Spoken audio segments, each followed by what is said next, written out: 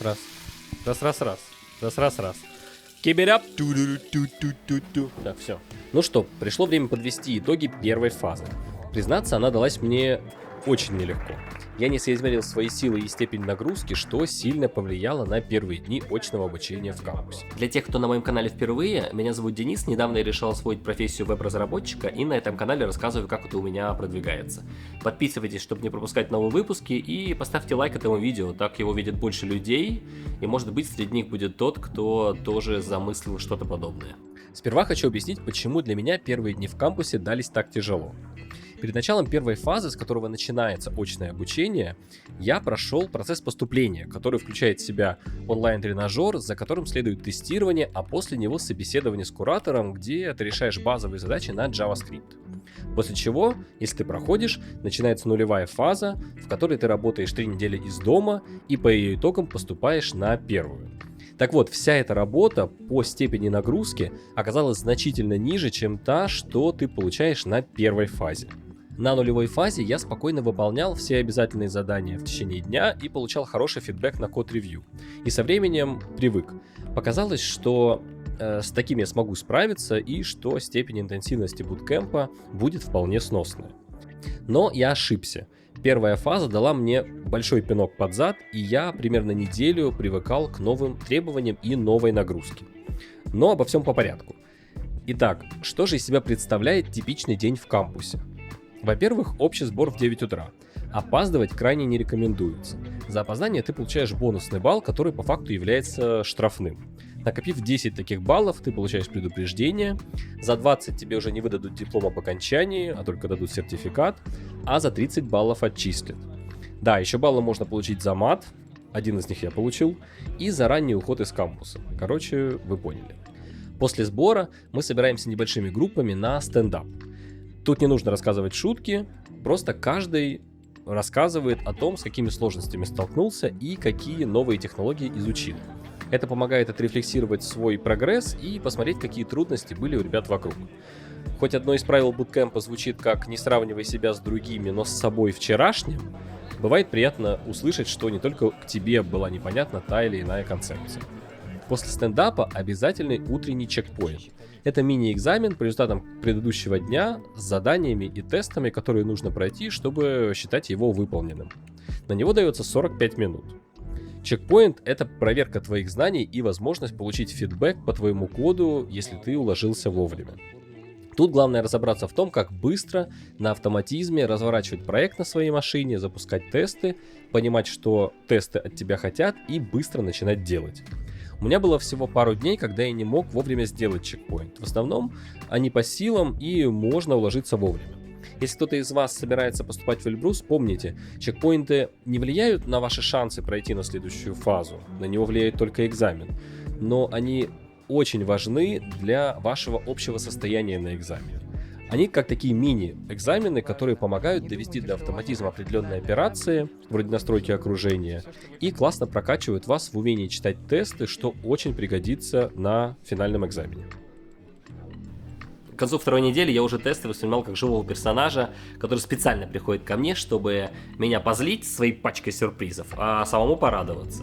Ты передал undefined, а я жду от тебя 3. Ты передал массив объектов, а я жду объект массивов. А сейчас я вообще запускаться не хочу, потому что ты npm install забыл установить. В общем, весело. После чекпоинта главная лекция дня. Тут мы изучаем новые концепции в программировании на JS, чтобы потом было проще выполнять текущие задания. Каждую неделю преподаватели меняются. И очень полезно послушать каждого, ведь у каждого есть своя сильная сторона. Лекция обычно заканчивается около 11 часов, и до обеда мы уже можем начать выполнять задания дня. По четвергам и понедельникам до обеда проходит йога. Можно сходить позаниматься, а потом быстро на обед и за работу. Я дал себе слово ходить на каждое занятие, но не сдержал его. Быстро перекусывал и мчал на место, чтобы дать себе больше времени на выполнение заданий. Тут смотрите, как больше подойдет вам. Я знаю о необходимости отдыхать и переключаться, но как будто мне было полезнее лишний час потратить на изучение пройденного. После обеда в 14 часов у нас общий сбор. Он нужен, чтобы немножко отдохнуть и посмотреть на всех, кто учится в кампусе сейчас, на всех фазах, а это примерно человек 60, послушать новость дня, анекдот от ребят, которые учатся с тобой, и поприветствовать помощников. Помощники — это ребята, которые закончили буткэмп ранее и теперь возвращаются, чтобы побыть рядом с нами, теми, кто еще тут и кому нужна помощь. Очень полезные ребята, мы часто пользовались их знаниями. Давайте мощно, заряженно крикнем их имена. Это? Ваня! Отлично. Это? Никита! Никита. Все, спасибо.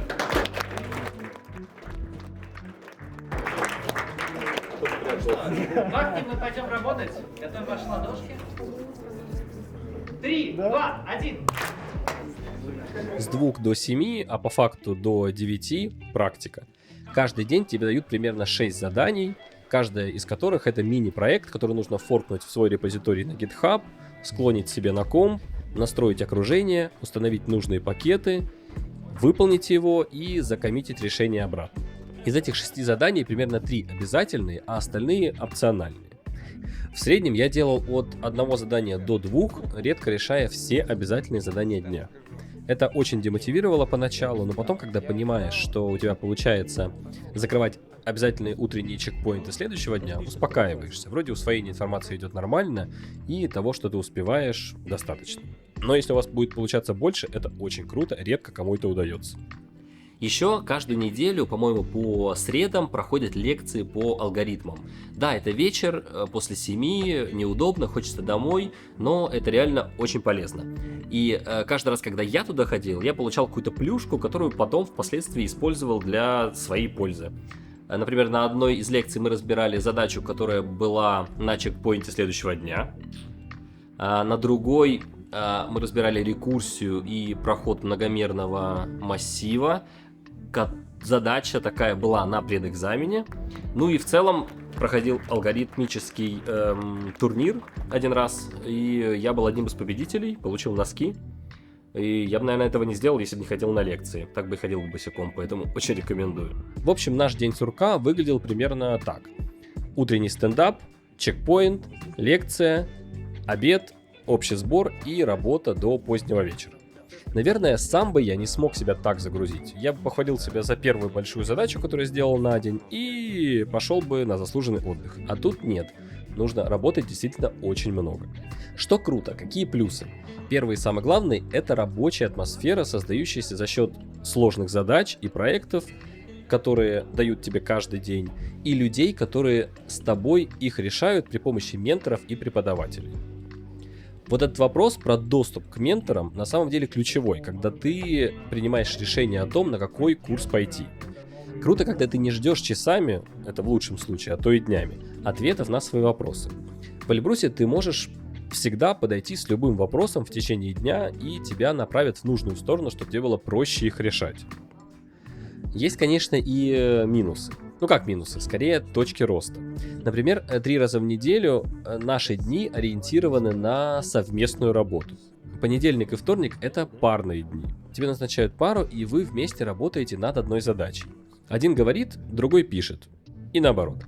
Мне очень сложно давались такие дни. Хочется надеть наушники, полностью погрузиться в разбор новой темы, чтобы успеть сделать хотя бы минимум за день. Поначалу мне было сложно разбираться не в одиночку. Но в целом, наверное, соглашусь, что это хорошая практика. Иногда ты понимаешь какие-то концепции быстрее. Иногда твоя пара может тебе что-то объяснить. В общем, скорее, это полезная практика. По пятницам у нас групповые проекты. Нас уже делят на группы по 4 человека и дают большой проект, который нужно разделить на 4 части и выполнить его, и собрать с помощью гид и защитить. Тут я получил свой первый страйк от ребят, которые учатся со мной. Дело в том, что изначально я настроен на решение задачи. У меня есть какой-то вот один путь, я же учусь, я не знаю, что есть несколько разных путей, которые я вот себе в голове нарисовал, и хочу реализовать все именно так. И я вот плохо слышу другие предложения вокруг, из-за чего пару раз было, что я весь проект делал сам, а ребята делали свою версию. Вот от них однажды я получил фидбэк, что это неприемлемо и что нужно работать вместе. В общем, буду стараться исправляться. Короче, вот так проходили недели, пока мы не добрались до последней экзаменационной. Только по результатам экзамена и ни почему другому преподавательский состав решает, проходишь ты на вторую фазу или остаешься на повтор. Экзамен состоит из 4 частей, каждая по 45 минут, и каждая из этих частей очень похожа на те чекпоинты, которые мы проходили каждый день. Первая часть — классы, массивы объектов, алгоритмы. Нужно реализовать структуру классов в задании, а в них методы, которые решают определенные задачи. Вторая часть — это работа с файловой системой, структурами данных и асинхронностью. Прочитать файл, собрать из него данные, перевести в нужную структуру, произвести какие-то манипуляции с ними. В этой части надо уже пользоваться асинхронными функциями, работать с промисами, правильно их резолвить и уметь создавать свои промиссифицированные функции. Третья часть — это объекты.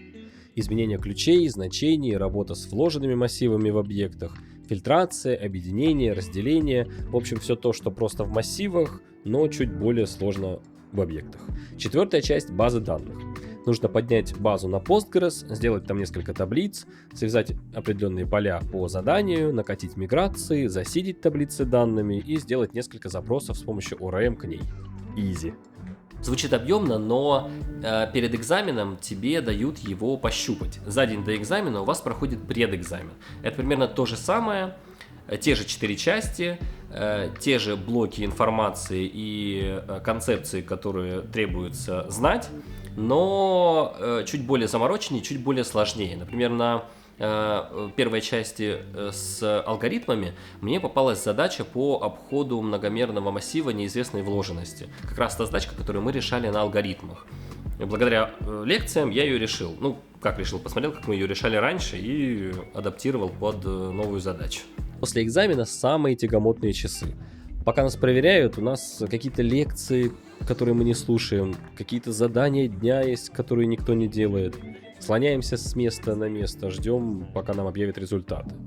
Все говорили, конечно, что они не волновались, но я им не верю. Я вот очень волновался.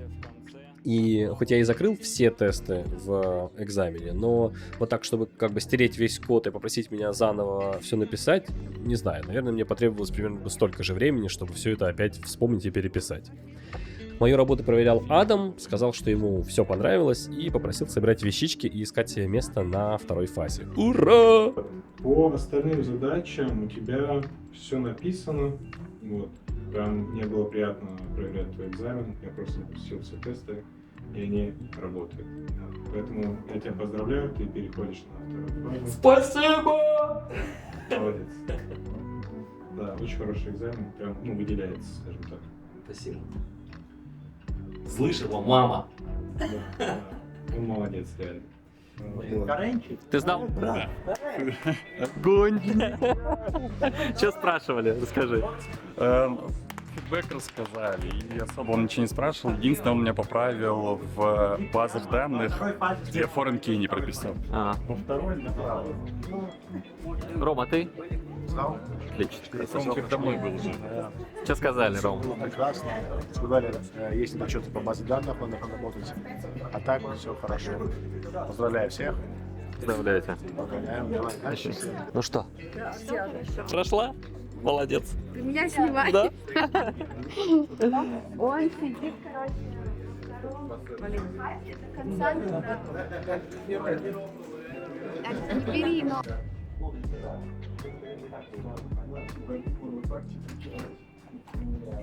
что? Я обосрався.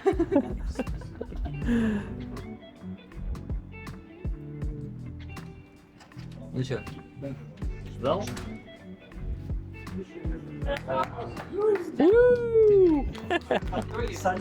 Рассказывай, что спрашивали? Да слушай, До встречи во втором сезоне, да, Карен? до встречи во втором сезоне, знаешь, я что скажу? Я человек-то хороший, в первую очередь. Дело-то не в программировании. Понимаешь? Кодер так себе, а человек-то я хороший. А как ты? Учеба в кампусе — это круто. Я даже не знаю, почему у нас всего в Москве одна школа, которая предлагает очное обучение по программированию. Вот этот формат, который лично мне очень подходит. Из-за эмоциональных горок, на которых ты катаешься каждый день, ты проникаешь задачами, погружаешься в них и каждый день двигаешься вперед. А знания, которые тебе были недоступны поначалу, на первой неделе, волнами накатывают на тебя позже, как раз тогда, когда это действительно нужно. Впереди фаза 2. Мы будем пытаться освоить рендеринг на стороне сервера и на стороне клиента, подключать сборщики проектов, работать с React и дальше ковырять базы данных. Посмотрим, что будет дальше. Говорят, остаться на повтор на второй фазе не такая уже плохая идея. Ну все, друзья, я вам все рассказал. Если есть вопросы, оставляйте их в комментариях. Я отвечаю на каждый. Хотите знать, как проходит каждый день в кампусе? Подписывайтесь на мой аккаунт запрещенной сети с картинками. Там я каждый день что-то выкладываю в сторис о том, как проходят наши текущие дни и что не попадает в большие выпуски. Keep coding и до встречи!